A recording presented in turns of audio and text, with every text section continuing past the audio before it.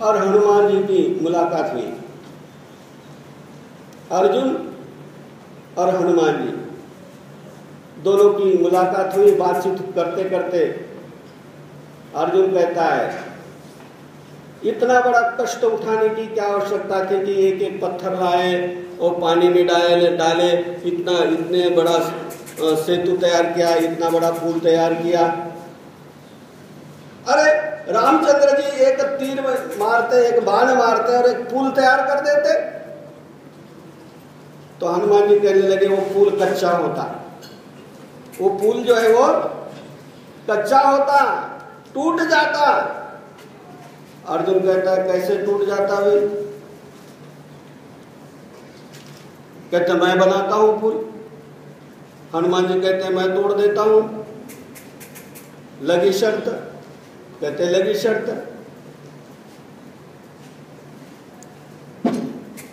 अगर पुल टूट गया तो हनुमान जी कहने लगे, जब तुम्हें युद्ध का समय कभी आएगा तो तुम्हारे ध्वज की रक्षा मैं करूंगा।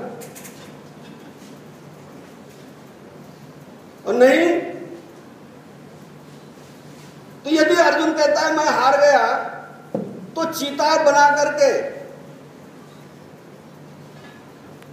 अपने आप को उसमें स्वाहा कर दूंगा, अग्नि काष्ठ लूंगा, अग्नि में जल करके अपना जीवन लीला समाप्त कर दूंगा। कहते लगी शर्त, लगी शर्त। अर्जुन ने तीर कमान चला करके पुल बनाया और वज्र जैसे हनुमान जी ने छलांग लगाई उस पुल के ऊपर। वो पुल तहस नहस हो गया, टूट गया।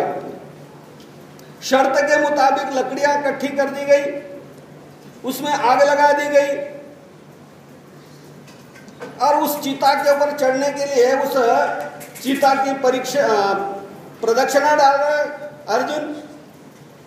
उतने में भगवान कृष्ण ब्राह्मण के वेश में। कहते भाई क्या हो रहा है? कहने लगा ऐसे ऐसी शर्त लग गई थी। अर्जुन कहता है मैं हार गया हूं और मैंने कहा था मैं हार जाऊंगा तो अग्नि काष्ठ लूंगा, यानी अग्नि में जल के मरूंगा। तो ब्राह्मण वेशधारी भगवान श्री कृष्ण कहते हैं भाई तुम्हारे दोनों के बीच साक्षी कौन है तीसरा? कहते तीसरा तो कोई नहीं, हम दो ही थे। कहते भाई साक्षी होना चाहिए। तो हनुमान जी कहते इसमें और बड़ी क्या बात है, अब तुम हो ना खड़े, तुम साक्षी बन जाओ। अर्जुन दोबारा पुल बनाए, मैं दोबारा तोड़ दूंगा। दोबारा पुल बना, हनुमान जी ने छलांग लगाई। पुल के ऊपर छलांग गिरते ही उससे पहले भगवान कृष्ण ने जो है वो अपना सुदर्शन चक्र लगा दिया उस पुल के नीचे। गेंद की तरह हनुमान जी उछल करके दाएं बाएं गिर गए। अर्जुन ने बुलाया था क्या? नहीं। ऐसे सैकड़ों प्रसंग है भगवान के या चक्रधर महाराज के या गोविंद प्रभु महाराज के, सैकड़ों प्रसंग है जहां पर मान न मान मैं तेरा मेहमान अपने आप पहुंचे हैं भगवान, बुलाया नहीं है। तो तुम्हारे हाथ का जितना है वो तुम्हारे मुसीबत के समय काम आने वाला नहीं है। मुसीबत के समय धर्म ही काम आने वाला है। इसलिए खुद भी धर्म करो और अपने परिवार को भी धर्म सिखाओ। तो धर्मे न हन्यते व्याधि, तुम्हारी शारीरिक और मानसिक दोनों तरह की बीमारियां, धर्म दे दो अपने बच्चों को, और कुछ दो या ना दो, धर्म दे दो तो सुरक्षित हो जाएंगे। धर्मे न हन्यते ग्रह, ग्रहों के चक्कर, नवग्रहों के चक्कर। लोग कहते हैं शनि आया तो ये हो जाएगा, मंगल आया तो वो हो जाएगा, है ना। अरे इसको काटने के लिए तुम्हारे हाथ में यदि माला हो ना, माला, है ना, यानी धर्म हो तुम्हारे पास तो कितना भी ग्रहों के चक्कर हो तुम उस चक्कर से बाइज्जत बरी हो जाओगे। जितने तारे गगन के उतने शत्रु होए, कृपा हुई परमात्मा की तो बालन बाका। तो क्या करेगा कोई? नाम के 10 लाभ में आपको कितनी सहायता बतलाई भगवान ने। ये थे आने वाला विघ्न आया नहीं, अभी पता भी नहीं आपको, आने वाला विघ्न भी टाल देते भगवान। कितनी लाभ बताया आपको नाम के 10 लाभ में। और ये कब मिलेंगे आपको, ये लाभ कब मिलेंगे, इसके अधिकारी आप कब होंगे, जब आपके पास धर्म है तब। यदि धर्म नहीं है तो कोई काम आने वाला नहीं है।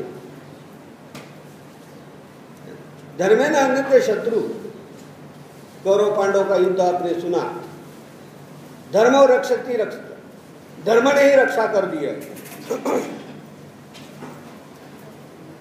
तो तुम्हारी बहू बेटी ब्याह से पहले उसको धर्म क्या है सही तरह से पहले उसको शिक्षित करो, ताकि कल चल करके उस बेटी के जीवन में धर्म बिछुड़ न जाए, अलग न हो जाए उसके जीवन से। और बेटी जो है वो ब्याज समेत लौट करके आ जाए। ब्याज समझते हो ना किसको कह रहा हूं मैं, कि बेटी भी आ जाए, साथ में उसका पति भी धर्म में आ जाए, बहू सास ससुर भी आ जाए, नंद जेठानी क्या बोलते हैं वो भी आ जाए। ऐसा होता है कि नहीं जी, हुआ है कि नहीं ऐसा।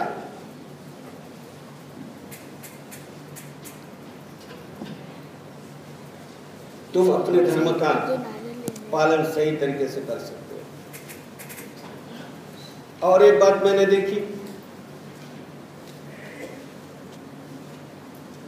सास या ससुर किसी की भी भक्ति करता था, बहू जय कृष्णी आ गई घर में,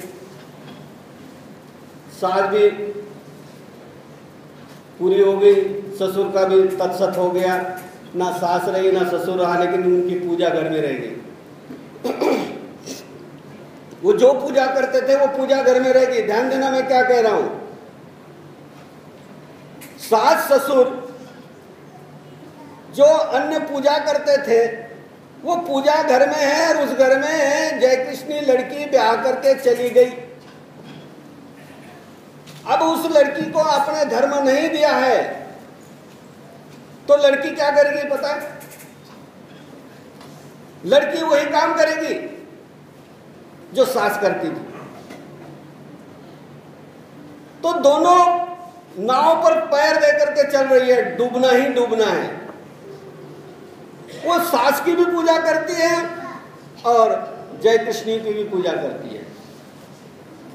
उसके मन में डर है, उस बेटी के मन में ये डर है कि सास की पूजा ना करे तो सास का जो भगवान है, सास का जो इष्ट है, वो हमारे संसार में कोई खलल पैदा ना करे, हमारे संसार में कोई नुकसान पैदा ना करे, कोई लगड़ा लुड़ा अन्ना ना बना दे। वो डर के मारे वो पूजा कर रही है। तो पहली बात ये कि दोनों नहीं है और पति है, आप पति आपका कोई रोक टोक करता नहीं है आपको, तो वो पूजा वो लड़की न करे और उन पूजाओं का विधिवत विसर्जन करे। माता रानी का विसर्जन करते हैं कि नहीं जी? नवरात्रों में जो नौ देवियों का पूजन होता है, नवमी वाले दिन विसर्जन होता है कि नहीं? कुछ लोग अष्टमी वाले दिन विसर्जन करते हैं, कुछ नवमी वाले दिन करते हैं। गणेश जी की पूजा होती है, क्या विसर्जन नहीं होता क्या? पानी में उनको विसर्जित नहीं किया जाता क्या? तो वो जो पूजा है सास ससुर की, आपको कोई रोक टोक नहीं है, लेकिन आप डर के कारण कहीं नुकसान ना हो इस कारण आप सास ससुर की पूजा कर रहे हो, तो वो उस पूजा का विधिवत विसर्जन करे। सन्निधान से बिछड़ करके महादशा का भाई शायद अपोलो बड़ा एक सिंहासन बनाया, तरह तरह के देवी देवताओं की स्थापना उसने उस सिंहासन पर कर दी। उनकी पूजा कर रहे बड़े ठाट से। महादासा भिक्षा के निमित्त वहां पहुंची है, भाई का घर है। झांक करके देखा तो अनेकों देवी देवताओं की प्रतिमाएं, उनकी मूर्तियां उस आसन पर विराजमान है। उन पूजा को देख करके अनायास महादासा के मुंह से निकल पड़ा, श्री चक्रधर, स्वामी श्री चक्रधर, या जो आपका नाम है। वो नाम जैसे मुंह से निकला, वो तीर की माफिक उस अपोलो के हृदय में पहुंचा, हृदय को परिवर्तित कर दिया उसने। और उस अपोलो ने जितने भी देवी देवता की प्रतिमाएं थी, मूर्तियां थी, है ना, बड़े से टोकरे में डाल करके सम्मान के साथ